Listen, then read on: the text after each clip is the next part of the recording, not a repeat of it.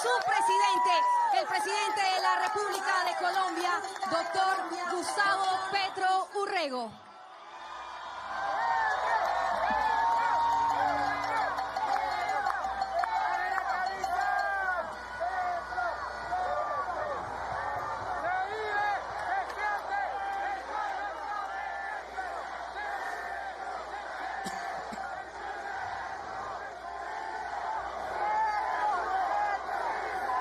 Gracias.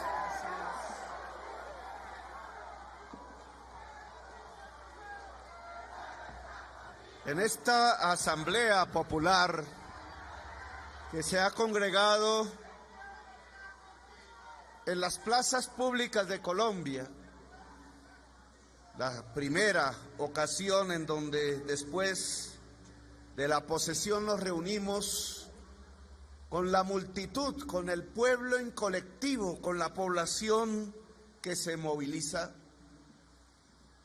para dar en cierta forma un balance, pero también un arranque de lo que significan los cambios en Colombia. El cambio no es posible sin el pueblo.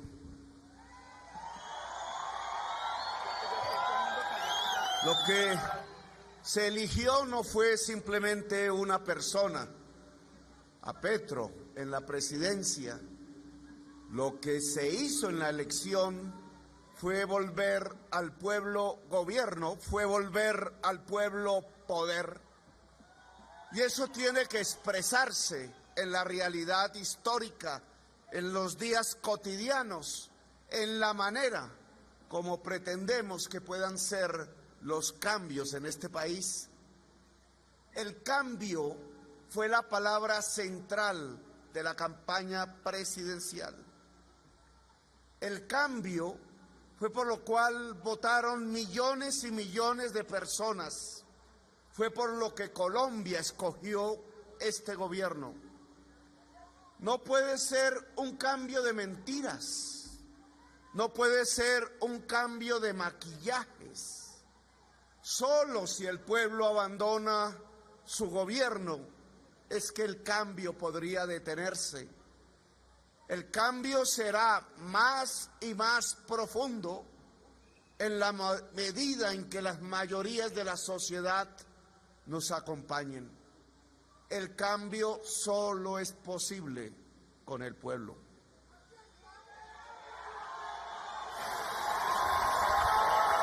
Y esto de hablar de cambio implica saber hacia dónde vamos, implica definir en qué significa ese cambio, implica darle contenidos a una palabra que puede ser usada por doquier: el cambio.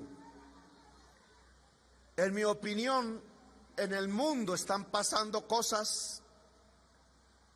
No podríamos dejar de mirar lo que pasa con la humanidad en el planeta para no entender lo que puede suceder y está sucediendo con la sociedad colombiana.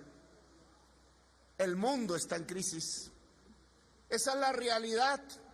No es una palabra que siempre se acompaña ante las tensiones políticas.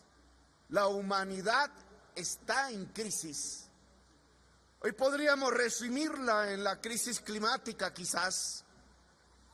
Es que lo que nos dicen los científicos, lo repetí una y otra vez en las plazas públicas de la campaña electoral, es que podemos comenzar a vivir, si no hacemos nada, los tiempos de la extinción de la humanidad. Tamaña noticia que nos trae la ciencia. Nunca antes la humanidad había estado al frente de su propia extinción. Y qué paradoja que cuando más rica es la humanidad, cuando esta generación ha consumido más que cualquiera otra en el pasado, incluso podría sumar su consumo la de varias generaciones hacia atrás en la tierra. Qué paradoja que cuando la tecnología nos traía más y más aparatos, más y más innovaciones que se vendían en los supermercados, no desde la política, no desde la televisión, sino desde la ciencia, nos dicen que los cálculos, que las leyes, que la química de la atmósfera, que la realidad de algo que produjo la parte de la humanidad más rica, precisamente aquella que consume más, nos trae la posibilidad de que nuestros hijos puedan vivir peor que nosotros y que nuestros nietos peor que nuestros hijos. La idea del progreso que nos acompañó durante todos estos siglos, como si el transcurrir de los años nos trajera automáticamente un mejor vivir, hoy se esfuma, hoy desaparece y tiene una explicación que más adelante trataré de argumentar.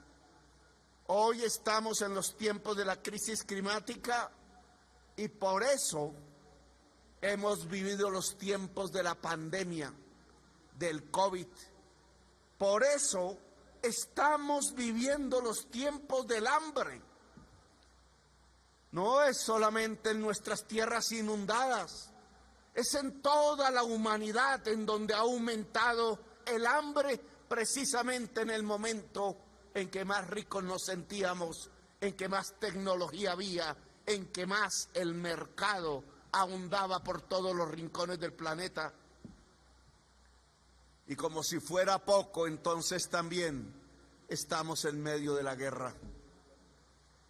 Crisis climática, COVID, guerra y hambre. Los ricos en Davos nos decían, a eso le llamamos la policrisis. Es la crisis de la humanidad. A eso llegamos precisamente porque nos habíamos inundado de mercancías y de negocios, porque creíamos que a través de esos negocios se podría llegar a la felicidad, al máximo del consumo, a el bienestar social. Y no fue así. 40 años se han repetido esas frases a lo largo y ancho del planeta y la realidad que hoy recogemos es una de las peores situaciones de la humanidad en el mundo contemporáneo. La humanidad al borde de su propia extinción, ¿quién lo dijera? Por eso es que se impone el cambio. No es Colombia ajena a esta circunstancia de la humanidad, somos parte de ella, coparticipamos en estos 40 años de pensamiento casi que único que nos ha llevado a esta situación. Si es que estos meses en que he gobernado no hemos sino llegado a lugares y sitios inundados, 1 millón de damnificados, gente con hambre, vías destruidas, pueblos anegados y hambre. También en Colombia el hambre, la violencia, la crisis climática y la enfermedad. No estamos aislados de la humanidad. Las altas cordilleras de los Andes no nos protegen. No es cierto que seamos un mundo aparte, que nos soñamos mejor. Las circunstancias por las que va la humanidad es por las que va también Colombia. Por eso es que en esa campaña electoral y desde antes, porque este no es un esfuerzo de la hora, sino que van décadas de lucha de los pueblos, mía personal, de muchas personas, hemos levantado la palabra cambio para expresar la necesidad de cambiar de rumbo, no de pintar este rumbo de colores.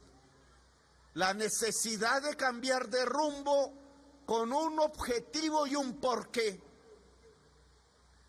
Lo que nos ha traído hasta esta crisis humana es una ideología, es una manera de entender el mundo, las personas, los estados, las políticas. se llama neoliberalismo. Y es importante que sepamos en qué consiste esa ideología que se ha defendido por todos los medios de comunicación en general, por buena parte del pensamiento humano y político de las últimas décadas, por prácticamente todos los gobiernos, por todos los gobiernos del mundo, pero también de Colombia. Eso no es más que creer, como en una fe religiosa, que el mundo de los negocios nos iba a llevar al mayor bienestar. Tiene teoría, tiene teoremas, tiene matemáticas para demostrarlo. Matemáticas que simplemente legitiman una ideología que ha demostrado ser falsa. Desde el año 93, incluso desde los artículos del capítulo transitorio de la Constitución Nacional, se empezó a construir la idea de que en Colombia gobernásemos o gobernaran bajo esos preceptos, que los negocios nos llevarían a todas y todos al mayor bienestar individual, familiar, comunitario y nacional. A eso es que se le llama neoliberalismo. E igual que en el mundo trajo al final no el bienestar como ya todos podemos ver, sino la guerra, el COVID, el hambre, la crisis climática que nos puede extinguir. En Colombia también nos trajo una realidad. Nos volvimos profundamente desiguales. Nos volvimos profundamente violentos. Violencia y desigualdad y por tanto pobreza y hambre también se adueñaron del territorio nacional. En estas décadas no conquistamos el bienestar como pueblo, sino conquistamos quizás la posibilidad de la desintegración de la nación. Hemos visto cómo se degrada la política en corrupción, cómo lo quitan la comida con el dinero público que se ha invertido en ella a los niños y a las niñas, cómo se enseñorean en las regiones de Colombia quitando los derechos fundamentales, cómo a las juventudes que protestan se les ha llevado a la cárcel, se le ha disparado en los ojos. Lo que hemos visto es cómo se ha degradado la democracia, cómo nos hemos acostumbrado a que el viejo y la vieja no tenga pensión y tenga que estar en el frío de la plaza vendiendo bonais o cualquier cosa para sobrevivir. ¿Cómo nos hemos acostumbrado? ¿Cómo nos hemos acostumbrado a que tengan que ser atendidos sin médicos y enfermeras las señoras que quedan embarazadas en los territorios alejados de Colombia e incluso en los barrios pobres de las grandes ciudades? ¿Cómo nos hemos acostumbrado a que la desnutrición crezca, a que el 22% de nuestra niñez tenga anemia y nos parezca que ese resultado es el resultado de uno de los mejores modelos de salud, nos dicen en los medios de comunicación? ¿Cómo nos hemos acostumbrado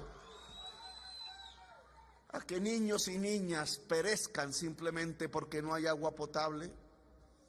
Porque el agua potable es para algún sector de la sociedad colombiana que ha tenido la suerte de un buen servicio público, pero no para la totalidad de los ciudadanos y ciudadanas de Colombia.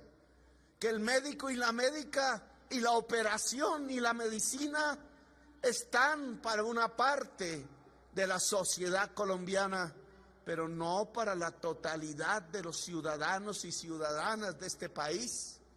Que nos hemos acostumbrado a que la juventud pueda ingresar a una universidad, pero solo para una parte de esa juventud, porque la totalidad de los y las jóvenes no pueden en realidad entrar a la educación superior.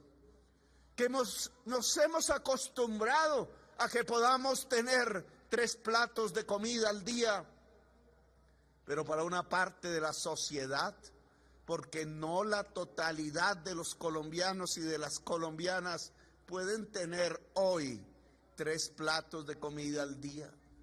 Que nos hemos acostumbrado cuando paseamos en nuestros vehículos particulares a ver cómo en las carreteras pueden pasar los minutos, a veces las horas, mirando porciones del paisaje donde un solo color es el de las cercas, porque un solo propietario es el de la tierra, y ese propietario no tiene allí ni una mata de yuca, ni una mata de maíz.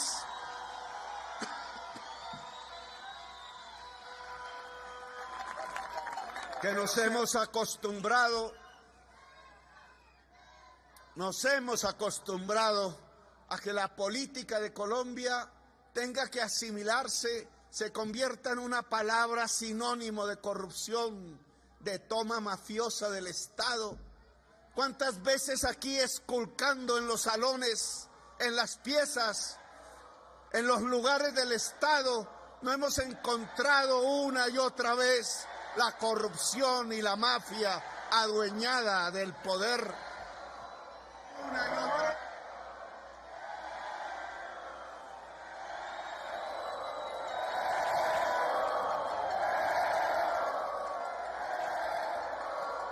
Esa es la manera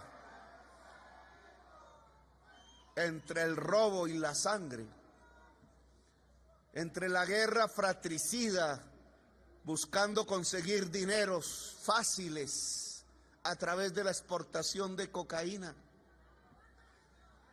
a través de la degradación de la política y a través de la degradación de la dignidad de muchos seres humanos en nuestra patria, en nuestro país, es que hemos vivido la misma crisis que vive la humanidad.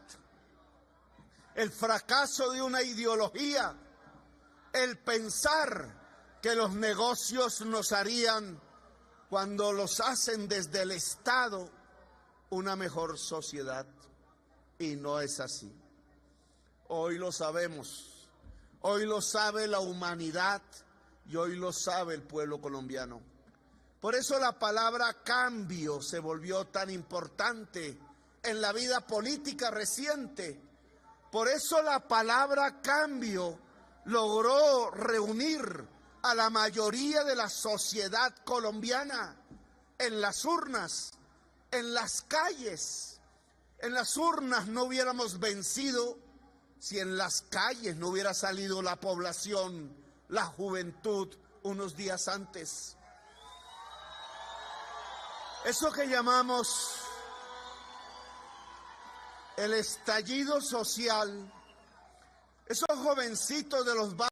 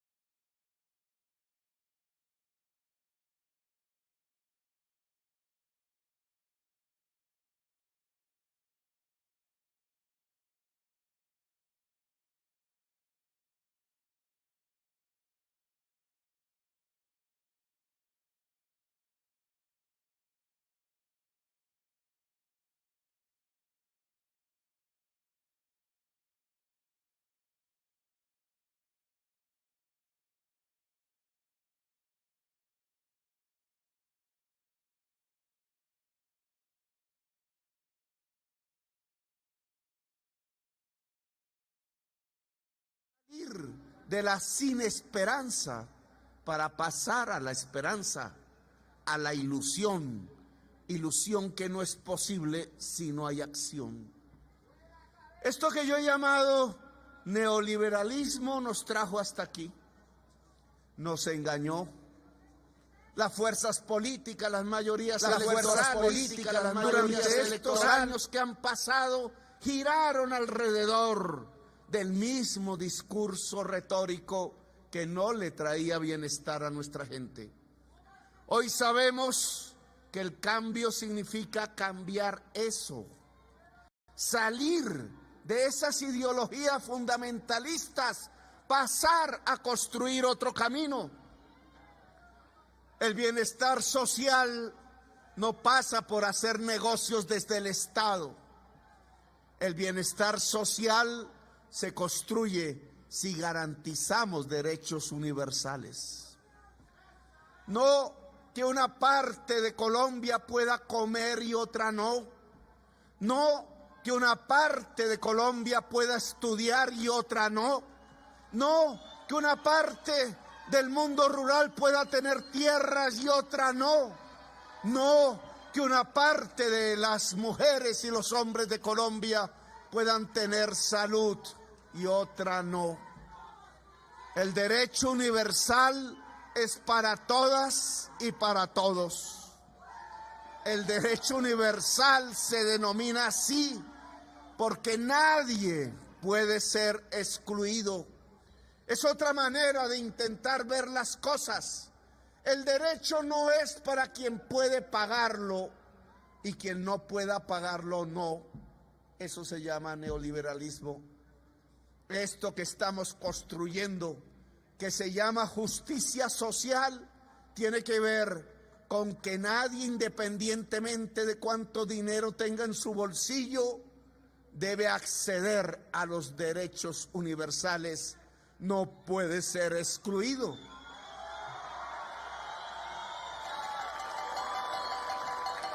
En el fondo, las reformas que proponemos, que comienzan a discutirse en el Congreso,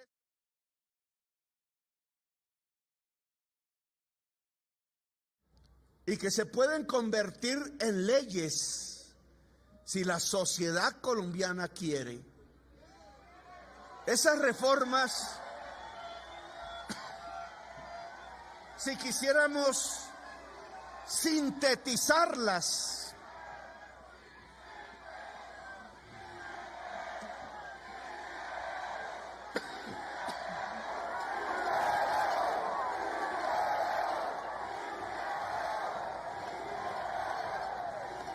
esas reformas, si quisiéramos sintetizarlas, volverlas digeribles en el lenguaje común, comunicarlas a una sociedad que quizás no ha tenido la oportunidad del estudio del libro, porque se lo han quitado, se la han quitado.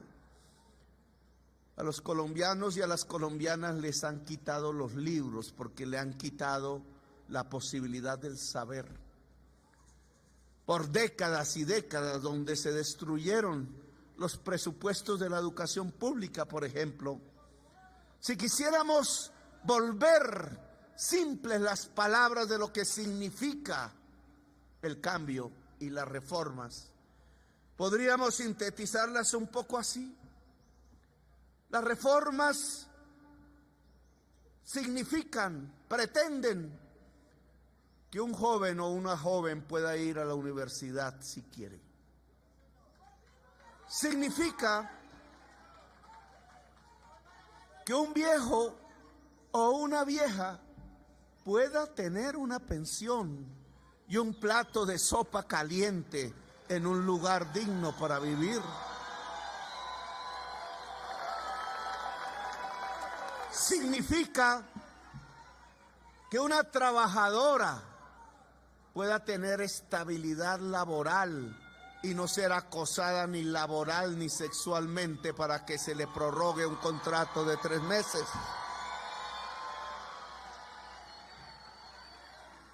Significa que cualquier niño o niña de este país pueda tener en su mesa un vaso de agua potable.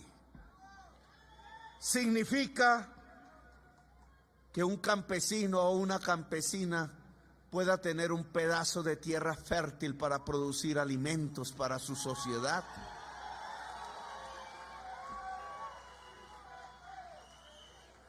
Significa que cualquier familia en cualquier lugar del país pueda tener la visita rutinaria permanente de un médico, de una médica, de una enfermera que le pueda tomar la presión a la mujer embarazada para evitar que muera, como hoy están muriendo, o que pueda atender el niño y la niña en su desnutrición, o que pueda atender al viejo, o que pueda prevenir la enfermedad. Con esa simpleza es que podríamos decir que así se enmarcan las reformas que estamos presentándole al Congreso. No estamos presentando negocios hechos desde el Estado.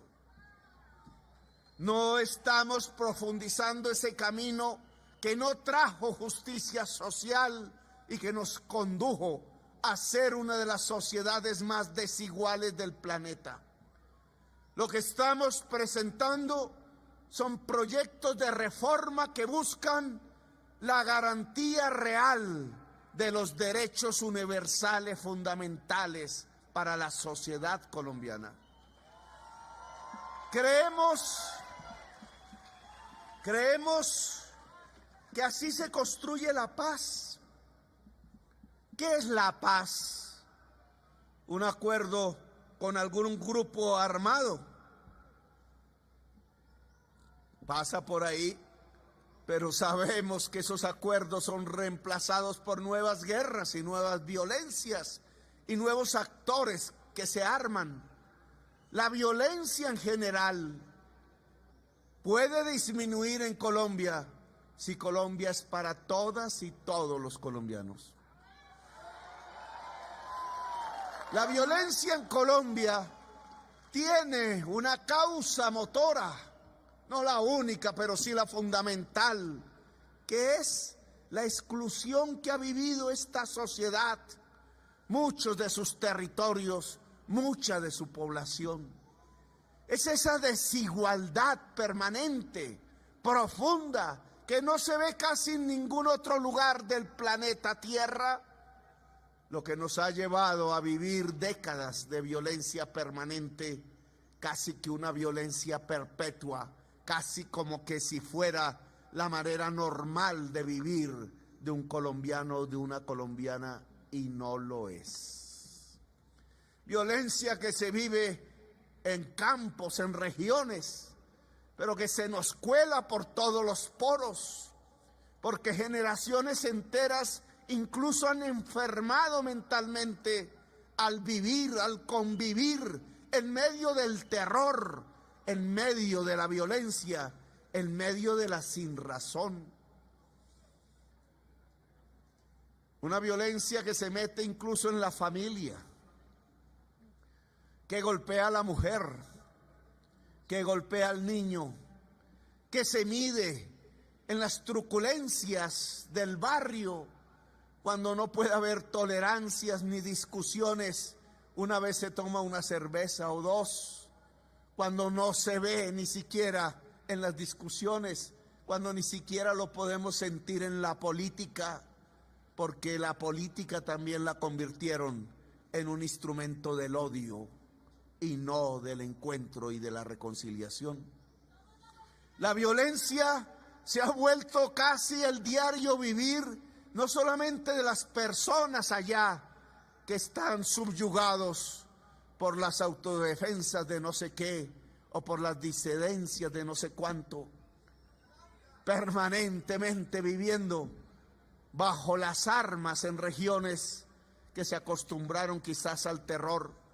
Pero la violencia no está solamente allá, la violencia está aquí, la violencia está en los hogares, la violencia está en los barrios, la violencia está en los colegios, la violencia está en la política, la violencia se pasea por estos palacios, porque no ha sido posible precisamente que Colombia le pertenezca a todas y todos los colombianos.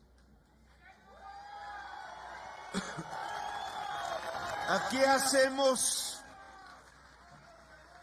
un cambio entonces, un cambio en el camino rutinario de la violencia y de la injusticia.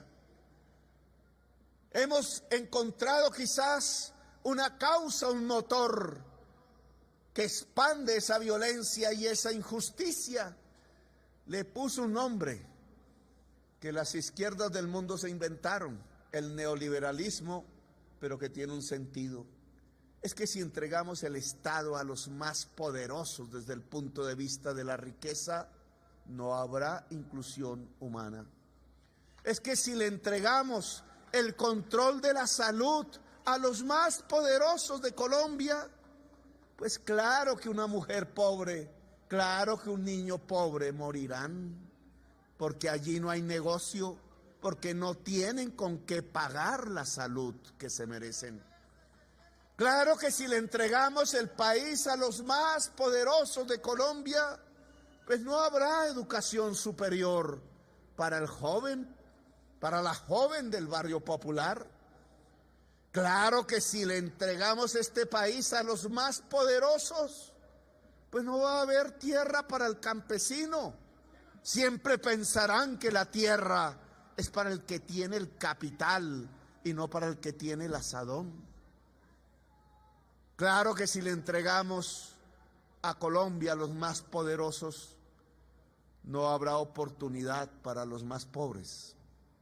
Y los más pobres pueden incluso arrodillarse, pero no habrá oportunidades para ellos. Colombia tiene que ser entregada a su pueblo, no a los poderosos.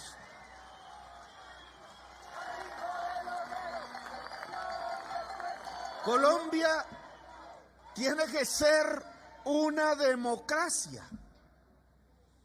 Y una democracia no es más que el gobierno del pueblo, dicen desde la primaria. Colombia es el gobierno del pueblo.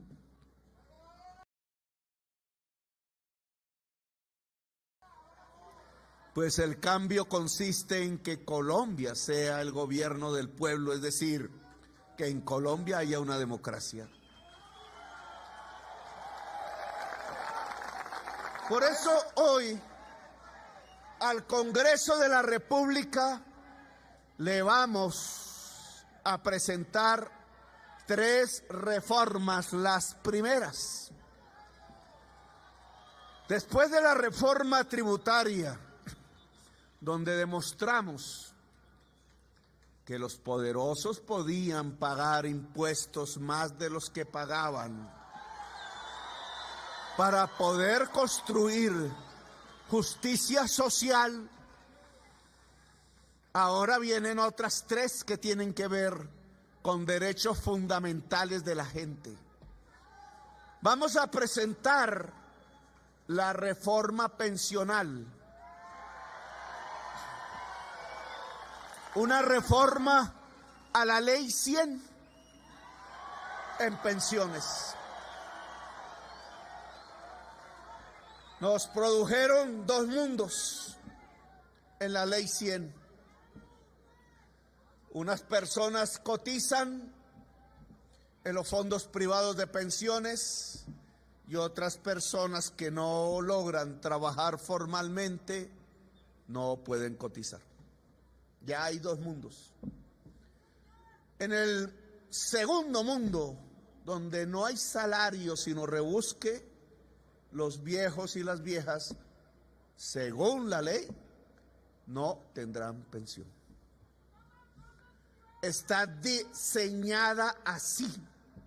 Le están diciendo a la mitad de los viejos y viejas de Colombia que nunca, nunca, por más que se rebusquen, por más que vendan bonais y papas fritas, por más días que pasen sobre la lluvia y bajo el sol, por más días que pasen solitarios trabajando, así encanezcan así las arrugas cundan por toda la piel, así la enfermedad rodee, no habrá una pensión de parte del Estado y de la sociedad. La ley 100 dice en el segundo grupo que solo los que ganen más de 4 salarios mínimos de manera permanente y durante todo el tiempo que la ley exige de semanas para cotizar, quizás tengan una pensión y una pensión para su sobreviviente. La inmensa mayoría de las personas que cotizan en los fondos privados de pensión, al ganar menos, tampoco nunca tendrán una pensión. Y esa es la ley. Es decir, la ley de pensiones le está diciendo a la mayoría del pueblo colombiano que cuando envejezcan, que cuando hayan entregado todo de sí hasta donde era posible para sobrevivir, para hacer crecer la familia, para apostarle a la nación, no habrá pensión hasta el último día de sus días de vida. La muerte, dice esa ley, será la pensión definitiva. Eso no es justo. Así no se construye paz, porque ese mecanismo lo único que ha generado es que ese dinero de los cotizantes, guardado durante 20, 30 años en los bancos, bajo control y uso de los dueños de los bancos, no de los dueños de las cuentas de ahorro, solo enriquece 2 banqueros.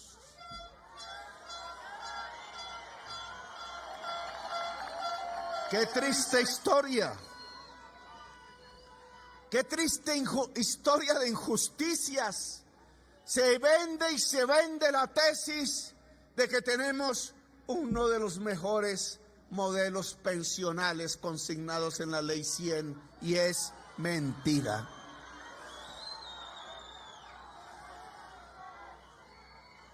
Desde que se aprobó en 1993, yo voté en contra, siendo por primera vez parlamentario de Colombia, muy joven, voté en contra.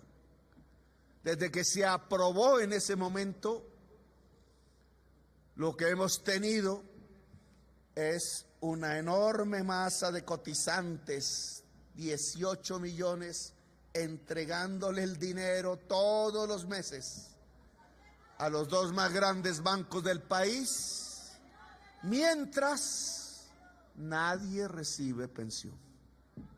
¡Qué negociazo el que se ha hecho con el trabajo de los colombianos y las colombianas! 30 años unos cotizando y otros sin poder trabajar. Se han manejado hasta 300 billones de pesos, se han convertido en negocios. Con eso se han comprado acciones en el Grupo de Energía de Bogotá, con eso se han hecho puentes que se caen, con eso se han hecho préstamos mayoritariamente al Estado con una muy bonita tasa de interés. Con eso se han enriquecido y aumentado patrimonios. Con eso se han hecho inversiones en el extranjero, siempre en propiedad de la administradora de las pensiones y no de los cotizantes.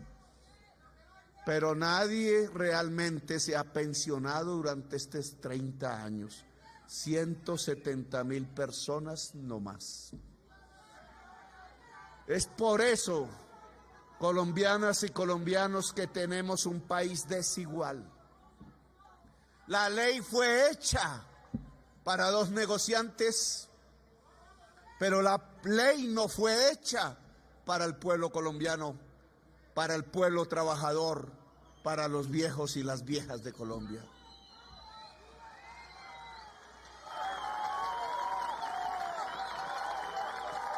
¿Es eso lo que queremos cambiar? Cambio, reforma, La reforma pensional que presentamos busca que el derecho a la pensión sea una realidad en este país. Busca, al fortalecer con las cotizaciones a Colpensiones, que se adquiera el verdadero derecho a pensionarse para sí mismo y para la cónyuge o el cónyuge sobreviviente. Que la pensión pueda ser una realidad cotidiana para el que cumple la edad.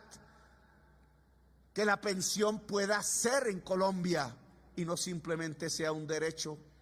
Al cruzar, y a eso le hemos llamado un sistema de pilares, que la parte de la cotización al entregarse a Colpensiones garantice el derecho a la pensión si se cumplen los requisitos de ley, le liberaría al Estado colombiano, que hoy ha asumido el pago de los pensionados del sector privado. Mire este negocio. El Estado, es decir, la sociedad toda, a través de sus impuestos, paga a los pensionados del sector privado, mientras dos banqueros recogen las cotizaciones de los trabajadores jóvenes que no se van a pensionar. Si cambiamos ese sistema y hacemos que parte de la cotización vaya a Colpensiones, entonces el Estado podrá liberar lo que hoy paga pensionados del sector privado, porque los cotizantes pagarán esa parte. Cada peso que entre, otro peso saldrá para pagarle a los actuales viejos que hoy no tienen ninguna pensión, un bono pensional. No es como dice la prensa, en esa búsqueda de confusión. Lo que estamos proponiendo no es que el cotizante le pague la pensión hoy al que no siendo viejo, o al que siendo viejo no tiene ya el derecho a pensionarse. Eso lo paga el Estado. Pero para que el Estado pueda hacer ese pago, se necesita que el Estado no pague lo que el cotizante sí podría pagar en este momento, que son los pensionados de Colpensiones del sector privado. Porque cuando el cotizante llegue a su edad, los cotizantes jóvenes en ese momento también le pagarán la pensión. Es decir, que el trabajador podrá garantizar su derecho a la pensión y el Estado podrá garantizarle un bono pensional a todas y todos los viejos de Colombia, haciendo universal la posibilidad de un derecho. Yo creo que eso es paz. Claro, los dos señores banqueros no me quieren porque he propuesto esto. Claro que no.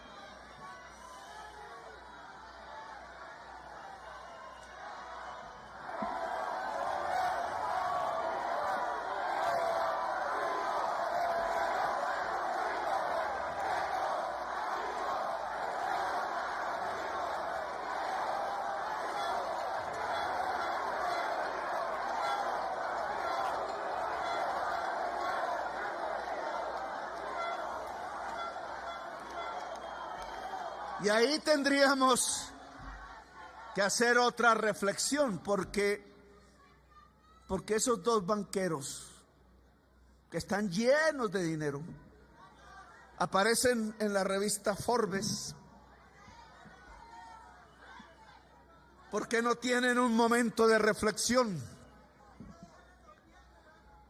Porque si lo que he dicho en este discurso es cierto, si las condiciones de la crisis mundial son tan profundas y realmente marcan una nueva fase en la existencia de la humanidad, si es que la podemos tender, y solo si hacemos un cambio mundial. Si los ricos de Davos, que son más ricos que los de aquí, ya lo están diciendo, me lo dijeron en la Cámara, lloraban por lo que significaba la crisis climática, por ejemplo. Si eso empieza a permearse, uno de los más ricos salía por las calles frías llenas de nieve de Davos con un cartelito, así como cualquier sindicalista, diciendo: cóbrenme más impuestos. Si esas actitudes se empiezan a dar en el mundo, porque se sabe de la gravedad de la situación, ¿por qué aquí no damos un paso hacia un pacto social de verdad? ¿Por qué no se ha leído el significado de las elecciones que acaban de pasar? Es que el pueblo no cambió en las urnas simplemente por una moda. No, eso dejemos que Petro llene las plazas en campaña, que después el pueblo se aburre porque pasa de moda.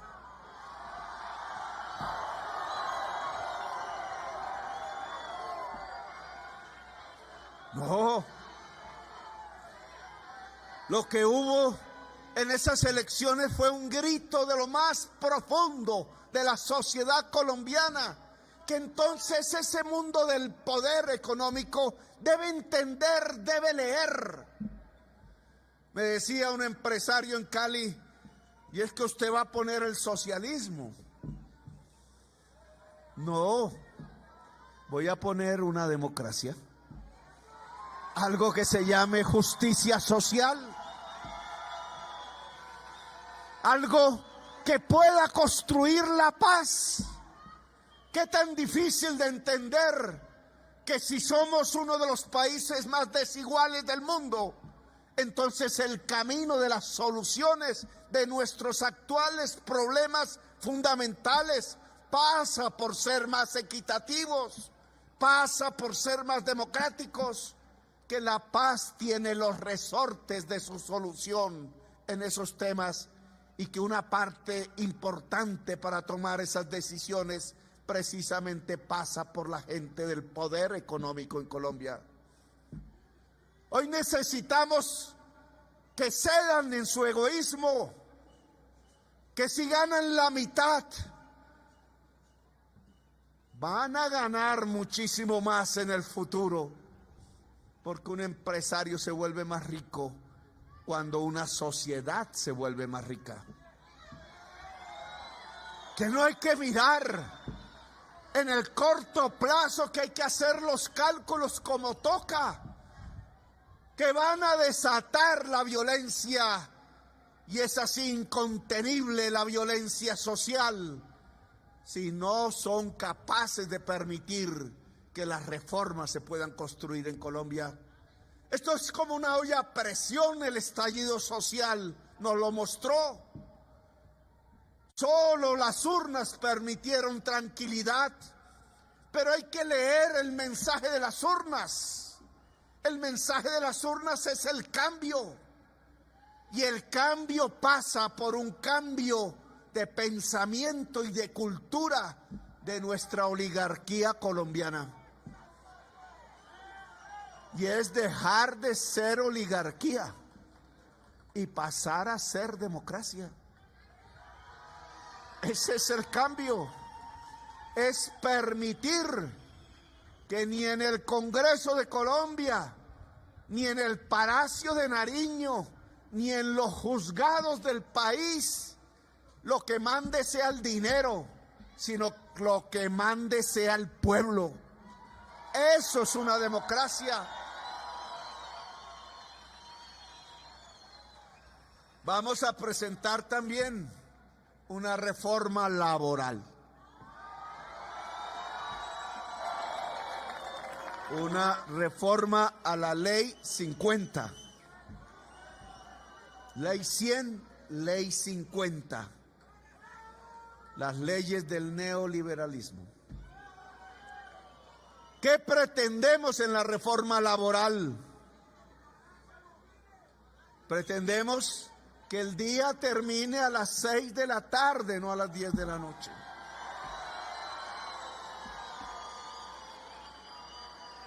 Pretendemos que exista un sábado y domingo que se consideren días de descanso, y que por tanto al trabajar más allá de las 6 o al trabajar un sábado y un domingo haya unas extras en el salario. Pretendemos que exista en Colombia estabilidad laboral. ¿Quién le dijo al empresariado grande de este país que se podía construir una empresa más productiva sobre la base de transformar en esclavos a los trabajadores? ¿Quién dijo? El capitalismo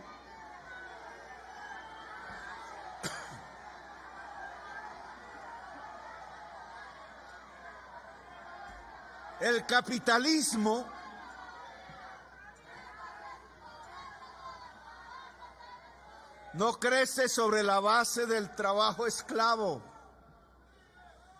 Eso es un anacronismo. La productividad no nace de extender la jornada de trabajo, no nace de intensificar el trabajo de la gente, nace de vincular el saber a la producción. Ese camino que era el del siglo XIX es el que nos están haciendo recorrer ahora en Colombia. Conducir a la esclavitud a la gente. Ahí salió el índice de condiciones anómalas de trabajo, de extensión de la jornada laboral en los países de la OCDE. Y qué pena, Colombia quedó en el último lugar con Turquía. Es decir, que los países de la OCDE somos las sociedades donde más se explota al pueblo trabajador, que es el que produce la riqueza. Un camino facilista donde se creen que las ganancias de corto plazo pueden reemplazar las de largo plazo. El camino real de expansión del capitalismo pasa por expandir el saber y el conocimiento y por tanto lograr que toda la juventud pueda estudiar y vincular ese saber a la máquina, que es lo que hace elevar la productividad. Pero no, en Colombia ni siquiera ese capitalismo es visto. En Colombia lo más fácil fue poner unos contratos de 3 meses por medio de los cuales abusan laboral y sexualmente de las mujeres de Colombia que quieren trabajar. Una sociedad machista que hace que el machismo se traduzca en capitalismo de la peor calaña. Porque entonces ahora el empleador tiene en sus manos la estabilidad laboral de la mujer. ¿Cómo así? No hay sino que ver las oficinas públicas, pero también, y allí no se cuenta, las factorías privadas para observar a diario y de manera cotidiana cómo se subyuga a la mujer usando sus necesidades laborales, porque una reforma laboral del año 93 o 94 la condenó a estar sujeta, la condenó a través del patrón a tener contratos de 3 meses, la condujo a la dominación, no solo del hombre, sino del patrón. Te doy este contrato en 3 meses, pero si no pasa esto y esto y esto, no habrá un nuevo contrato. Eso no se llama dignidad. Así no se construye productividad. Así una nación no construye su riqueza. La productividad nace en el siglo XXI del saber y no de la explotación laboral. Por tanto, la reforma que vamos a presentar a esa Ley 50 trata de la dignidad del trabajador y de la trabajadora. Trata de la estabilidad laboral.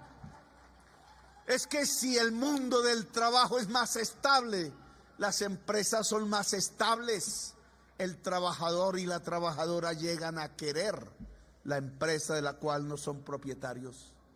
Llega a aportar su vida a un enriquecimiento más estable que debería repartirse entre mejores salarios y mejores ganancias, por tanto.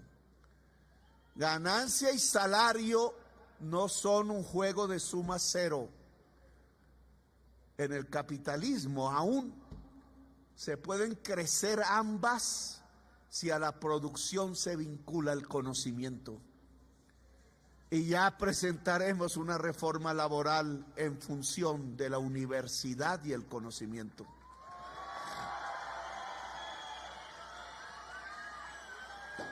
Y finalmente hemos presentado la reforma a la salud.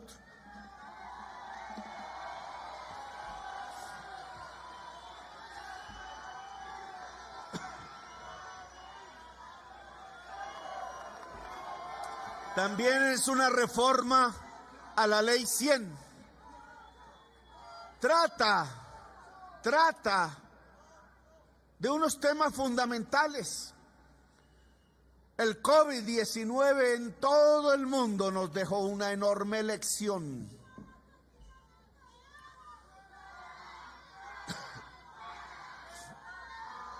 Esa lección tiene que ver con que si no hay un sistema de prevención de la enfermedad, somos más vulnerables a la muerte. Colombia nunca ha tenido un sistema preventivo de salud, ni antes de la Ley 100, ni después de la Ley 100. Hay críticos que dicen, es que ustedes nos quieren llevar a los tiempos del ICS, a los tiempos de la salud estatal de antes de la Ley 100. Pues yo tengo que decirles que tampoco, porque antes de la Ley 100 nunca hubo un sistema de prevención de la enfermedad en Colombia. Eso no ha existido en nuestro país. Y lo queremos construir.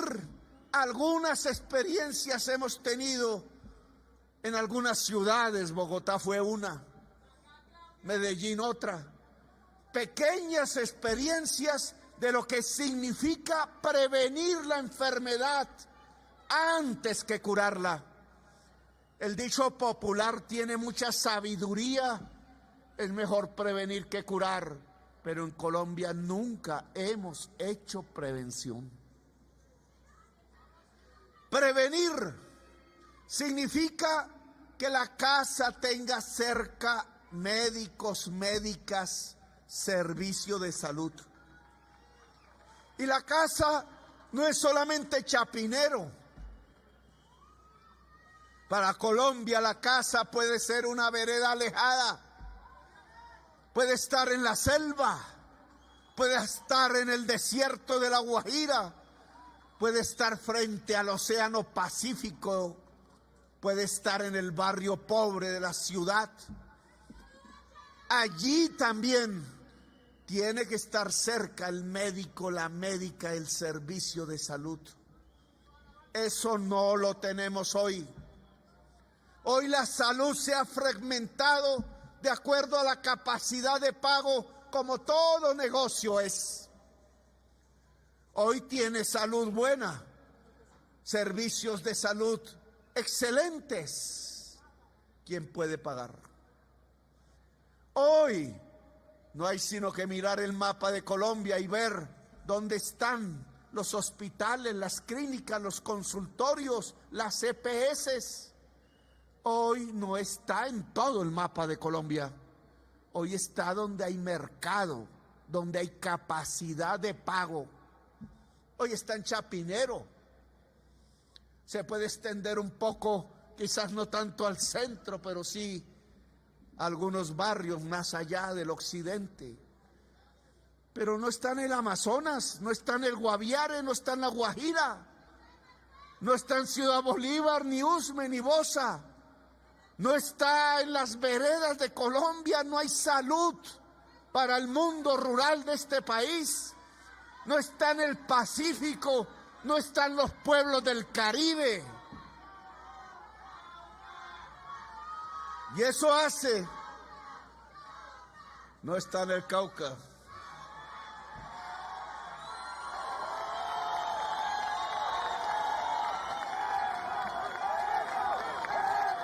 Y eso hace que entonces la muerte sea más para unos que para otros. Veíamos las estadísticas del COVID. ¿Quiénes murieron más? Y murieron más los pobres, no porque son más, sino en per cápita. La enfermedad del COVID arrasó cuando más pobre eras. Y eso lo descubres en otras circunstancias. Cuando mueren los niños de desnutrición, ¿qué niños mueren? Los de los territorios pobres de Colombia. Cuando muere la mujer embarazada porque no la cuidaron y que se llama tasa de mortalidad materna, ¿en qué sector social mueren más las mujeres porque no fueron atendidas durante su embarazo? Mueren en unas EPS que llaman EPS subsidiadas, del régimen subsidiado. Y yo leo la ley, las normas, y me dicen las leyes que esas EPS tenían que atenderlas. ¿Por qué no las atendieron? ¿Por qué no las atendieron? ¿Por qué si miro las estadísticas de la OCDE, Colombia queda en el último lugar por el número de mujeres embarazadas que mueren por no ser atendidas? En el último y de lejos 3 veces más que el penúltimo lugar. ¿Y a eso me llaman el mejor sistema de salud del mundo? Depende. Depende si es en Chapinero o depende si es en La Guajira. Y no se trata de desmejorar el servicio de Chapinero. En la reforma hemos presentado soluciones. Se trata de mejorar el servicio en La Guajira y en el Guaviare y en el Chocó y en Tumaco y en el Amazonas y en Ciudad Bolívar y en Usme y en el norte de Medellín. Se trata de que el servicio de salud le dé iguales posibilidades de vida a quien tiene dinero que a quien no lo tiene, que no puede ser organizado por el mercado, porque todo mercado, por más simple que sea el de camisas, siempre se podrá comprar una camisa si tienes el dinero en el bolsillo. Si no, no la podrás comprar. La salud no puede ser eso. Porque entonces, ¿en dónde queda el derecho a la vida? La salud no puede ser que la tienes si tienes la plata en el bolsillo y no la tienes si no la tienes, si no tienes el dinero, si no tienes con qué pagar. Por eso es que tenemos un régimen subsidiado que entrega una salud de pobres. Y por eso tenemos una salud del contributivo que entrega una salud de clase media. Y por eso tenemos unas prepagadas que entrega una salud de ricos.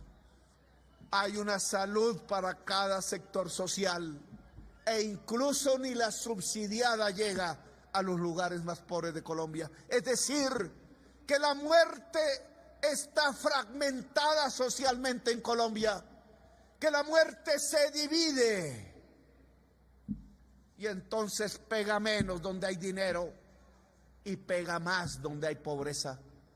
Eso no es un sistema de salud que garantice el derecho universal y que nos garantice la paz.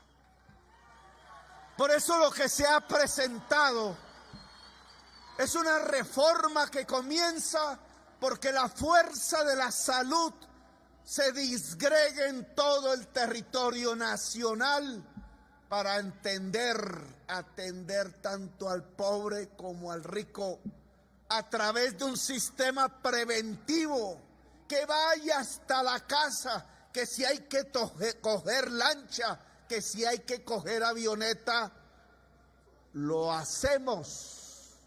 porque lo primero es la gente. Nos dicen en las críticas que no se puede organizar el territorio de tal manera que en cada 20,000 personas pueda haber equipos de salud organizados, visitando permanente, rutinariamente, cotidianamente los hogares para ver el estado de salud, porque no hay el suficiente número de médicos y enfermeras. Y tienen razón. ¿Cómo será? ¿Cómo será la dejación en que han dejado el servicio de salud en Colombia, que el sistema educativo no gradúa al suficiente número de médicos y enfermeras? Por eso en el proyecto de salud está en que el Estado empezará a abrir facultades de medicina y enfermería en el territorio nacional. No va a ser en el norte de Bogotá, va a ser en Bosa, va a ser en Ciudad Bolívar, va a ser en La Guajira, en el Chocó. Es que a la población hay que crearle las capacidades para resolver sus problemas. ¿Desde cuándo acá entonces en el Chocó no puede haber una facultad de medicina o de enfermería? ¿Desde cuándo acá no lo puede haber en La Guajira? Si es que así es como lograremos que una fuerza de salud profesionalizada atienda la totalidad de la población colombiana. El ministro de Educación tiene la indicación clara para que se abran facultades de medicina y enfermería en todo el territorio nacional. Y claro, dirán los jóvenes, pero hermano, ¿cómo vamos a estudiar medicina que cuesta mucho trabajo y estudio si cuando uno sale le pagan una limosna en cualquier clínica, contratos de 3 meses? La enfermera dirá lo mismo. Pues para eso es la reforma a la salud que hemos presentado, porque esos médicos y médicas de los centros de atención primaria que cubrirán todo el territorio nacional para tener un fuerte sistema de prevención y de atención primaria, para intentar prevenir la enfermedad, para disminuirla y por tanto disminuir sus costos, será del presupuesto nacional pago y del sistema contributivo. No serán contratistas, habrá una carrera de la salud, serán trabajadores oficiales, empleados oficiales, serán y tendrán estabilidad laboral, así estén trabajando en la clínica o en el centro de atención primaria privado.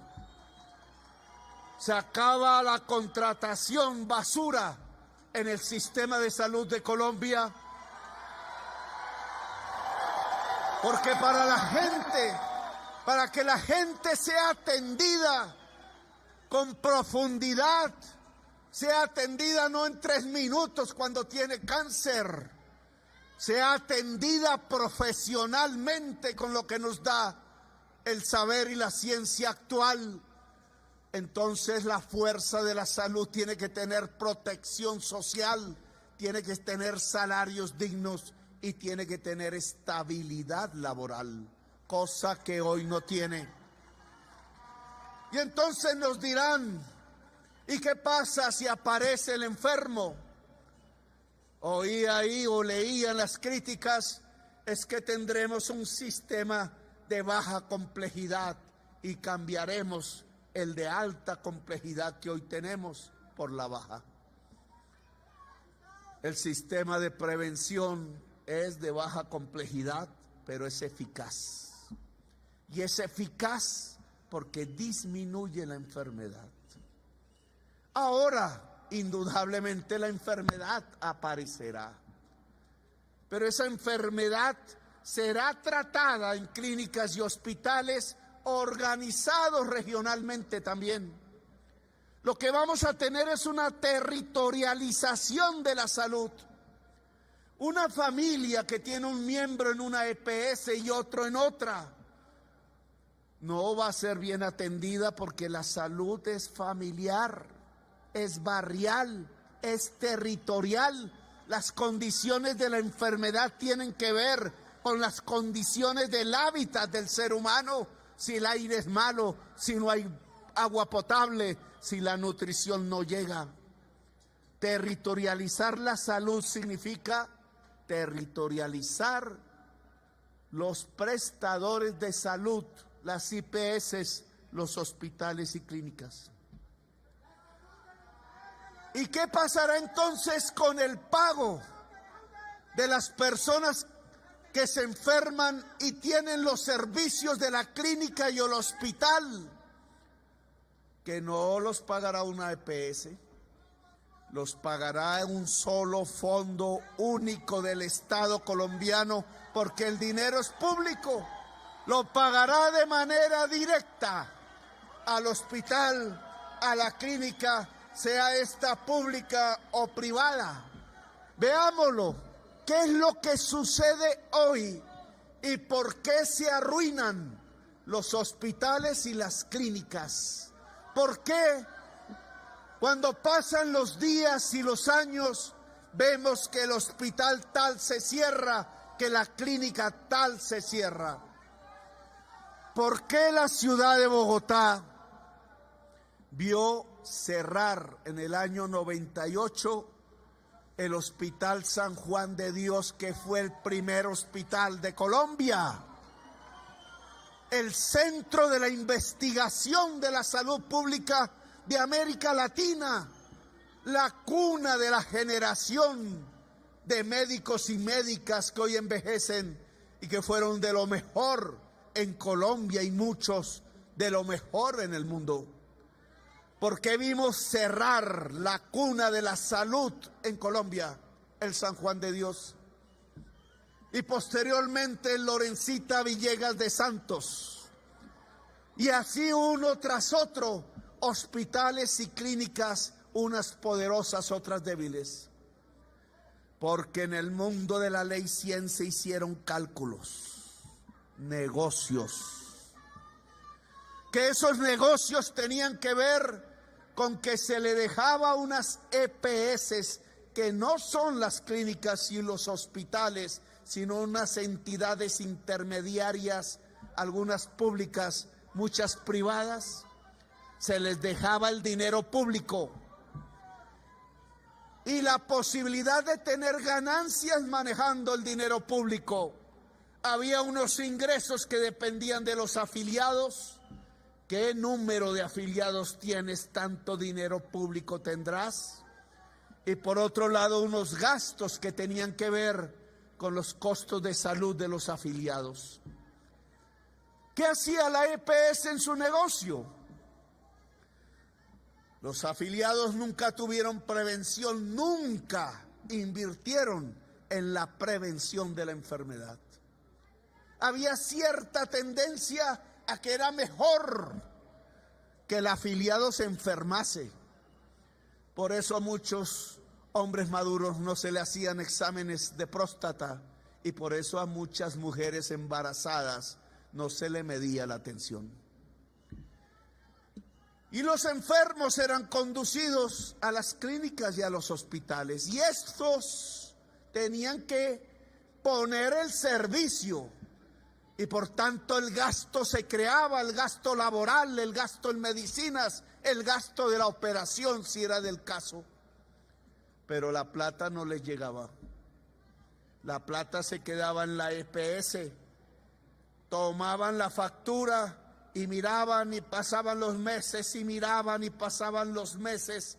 Porque entre más tiempo durara la plata guardada, plata del Estado, más ganancias se podían hacer. Y le decían al hospital, oiga, ¿por qué puso este procedimiento y este y este? Y el médico se fue acostumbrando a hacer procedimientos baratos y la sociedad colombiana se fue acostumbrando a que no se trataba su enfermedad con los procedimientos que la ciencia indicaba, sino con los procedimientos baratos. Y entonces se distanciaban las citas. Y la señora con síntomas de cáncer en el seno tenía que esperar 6 meses, 7 meses hasta que la viera un especialista, y muchas veces la señora moría o era ya irremedible la enfermedad. Y esas demoras, ¿qué sentido tenían? Ganar más. ¿Y esa ganancia para dónde iba? Algunos para comprar clínicas y hacer clínicas privadas, otros para comprar aviones y pasear a la novia en París. ¿Y qué pasaba entonces con las clínicas y hospitales que había? Cerraban porque no les pagaban y el déficit las quebraba. Y por eso fuimos perdiendo la red pública hospitalaria en Colombia. Por eso se fue privatizando el servicio de salud y por eso muchas de las clínicas que hoy tenemos simplemente son propiedad de quienes hicieron negocios. Por eso las clínicas no están en el barrio pobre, ni en la zona pobre, ni en el territorio pobre, sino en los lugares donde hay capacidad de pago. Bueno, lo que propone esta reforma es que a las clínicas y a los hospitales de Colombia, públicos y privados, se les paga directamente sin pasar por una EPS a partir del Fondo Público de la Salud. Y al final, lo que tenemos entonces son 3 reformas, no las únicas y últimas. 3 reformas que buscan garantizar los derechos universales de la gente, laborales, en salud y pensionales. 3 reformas que buscan más justicia, que la gente pueda acceder en igualdad de condiciones al ejercicio pleno de sus derechos fundamentales como ordena la Constitución. Es el Congreso de la República el que tiene la última palabra y después quizás el Poder Judicial. Aquí cumplimos una responsabilidad inicial, que es hacer las reformas y presentarlas a la discusión pública, al debate, al Congreso de la República. Dictador me llaman cuando hemos dejado nuestra obra en manos del Congreso de Colombia, como una democracia lo requiere. Pero lo que sí debo advertir es que si por alguna circunstancia las reformas se entrabaran en Colombia, lo único que están haciendo es construir no los caminos de un pacto social, no los caminos de la paz. Aquí se está probando una fase de la historia de Colombia. En medio de tanta violencia, aquí hemos hecho un paréntesis que el pueblo colombiano quiso hacer en las urnas. Aquí lo que se está proponiendo es un pacto no sobre la base de que el pueblo se arrodilla para que nadie cambie, para que nada cambie. No. Aquí lo que se propone es un pacto social para que la oligarquía colombiana ceda en sus privilegios y permita construir una democracia y la paz.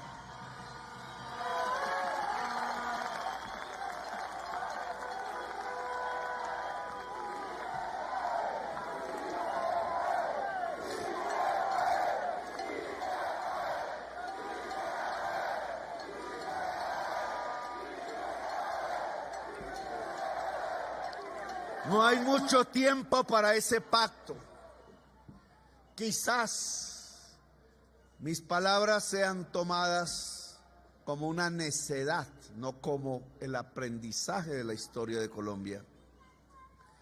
Quizás se repitan los hechos de 1938, cuando detuvieron la revolución en marcha.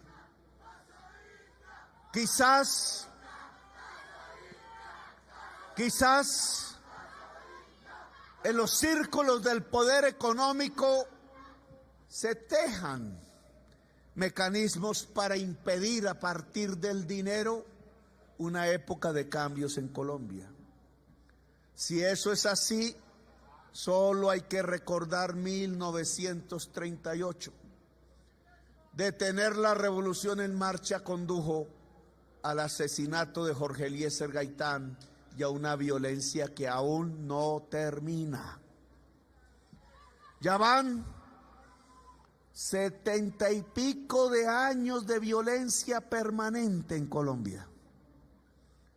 ¿No atendemos las lecciones de la historia? ¿Queremos repetirla? ¿O podemos, como hicieron los franceses, como hicieron los españoles, como terminaron haciendo los alemanes, como hicieron los pueblos de los Estados Unidos después de matarse entre sí, como hizo la humanidad occidental después de hacer 2 guerras mundiales y asesinarse entre sí por decenas de millones? Un pacto social, un pacto que permita ver otra época, un pacto que permita que este país encuentre algo que es natural en muchos pueblos del mundo: la democracia y la paz. Es que no es mucho lo que pedimos. No estamos pidiendo el socialismo y el asalto al cielo, ni una sociedad utópica que no sabemos ni cómo construir.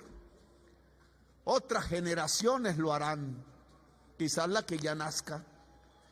Pero aquí lo que estamos pidiendo es algo simple, que la mayoría de la humanidad ha alcanzado a partir de sus luchas.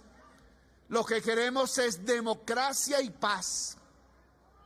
Y por eso yo invito, como lo hice en la posesión y en la campaña, a esta oligarquía colombiana, a este mundo del poder económico, a un acto de generosidad, a un momento en donde es posible pensar en menores privilegios de hoy para obtener muchísimas ganancias en el mañana, siempre acompañados de una sociedad mucho más rica, mucho más plena, mucho más sabia, una sociedad que no se mate entre sí, que pueda crecer como todas las sociedades dentro de la humanidad.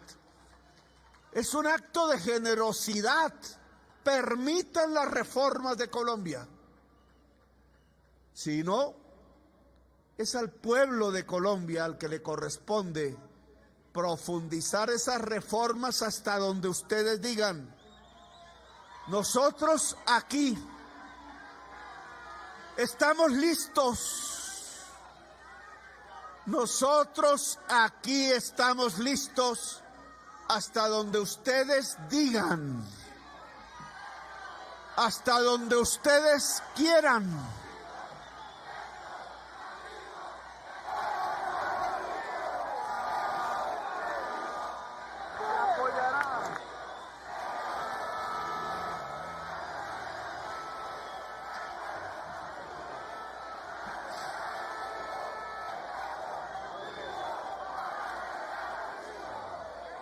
Quizás hayan funcionarios que no den la talla. Aquí traemos una inercia de décadas burocráticas para evitar resolverle los problemas al pueblo.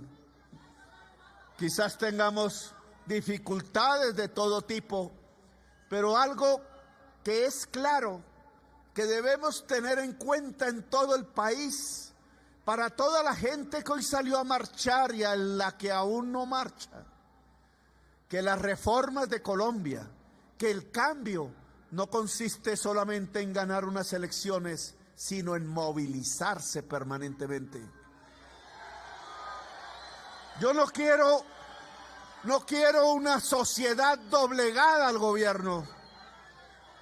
No quiero una cooptación del movimiento social. Lo que quiero es que haya movimiento social. Lo que quiero es que exista una sociedad viva. La sociedad que se mueve es la sociedad que está viva. La sociedad que se aquieta es la sociedad que se muere. Aquí llegó el momento de levantarse. El presidente de la República de Colombia invita a su pueblo a levantarse.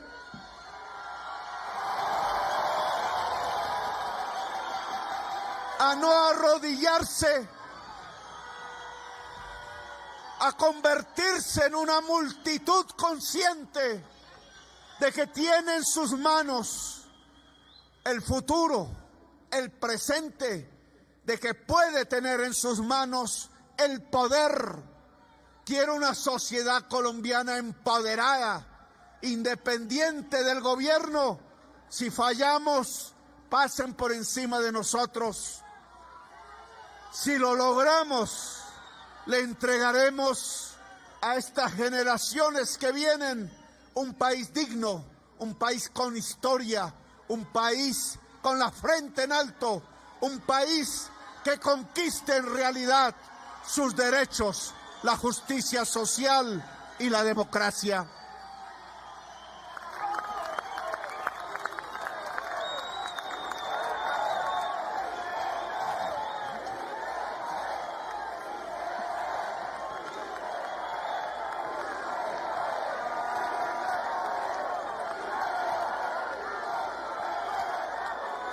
Solo una sociedad que se mueve podrá construir una Colombia potencia mundial de la vida. Gracias, muy amables. Un fuerte aplauso para Gustavo Petro Urrego, presidente de Colombia.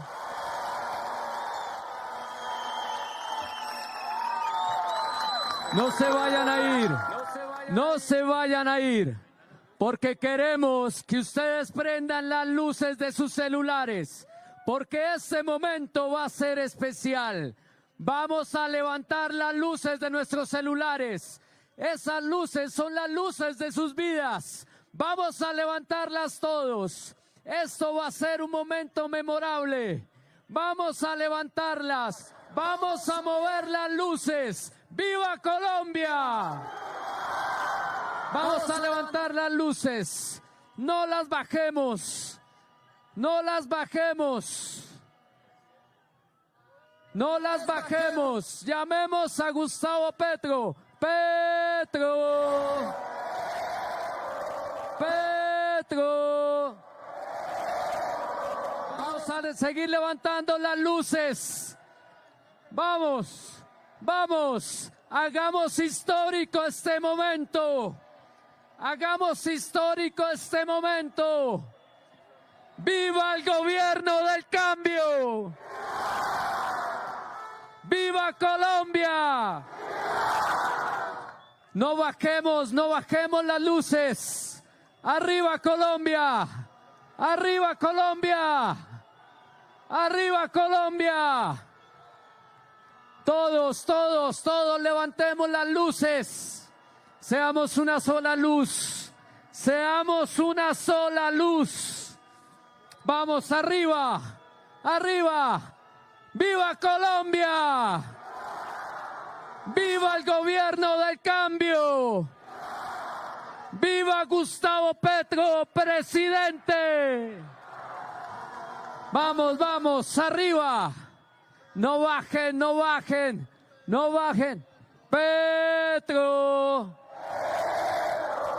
Petro. Llámenlo, llámenlo, llámenlo. Vamos, hagámoslo memorable, hagámoslo histórico. Hagámoslo histórico.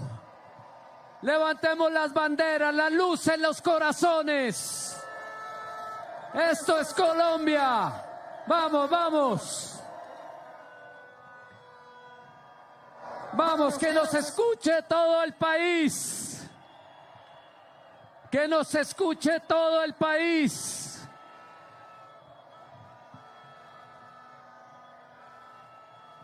Seamos una sola luz. Que nos vean desde el espacio. Que nos vean la Pachamama. Vamos arriba, Colombia. Vamos arriba. Vamos arriba, movamos las luces. No, movamos las luces. ¡Viva Colombia! ¡Viva Colombia y cultura! ¡Que viva Colombia con reformas sociales! ¡Que viva Colombia con medio ambiente! ¡Que viva Colombia con trabajo! ¡Que viva Colombia con educación! Pues bien, es lo que escuchaban hace pocos minutos, la intervención del presidente de la República, Gustavo Petro Urrego. Desde el balcón de la Plaza de Armas se ha dirigido al pueblo colombiano que está allí concentrado, también al Congreso de la República. Ha dicho que es el tiempo del cambio.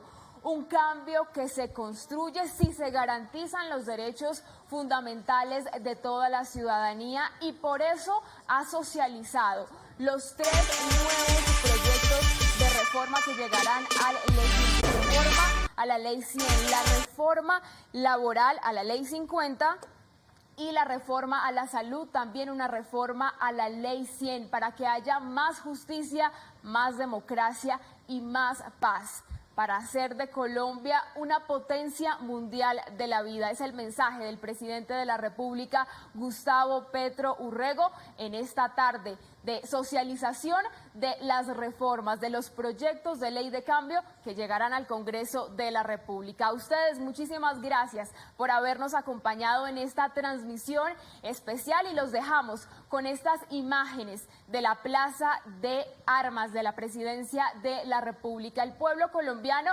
allí concentrado después de esta intervención del jefe de Estado.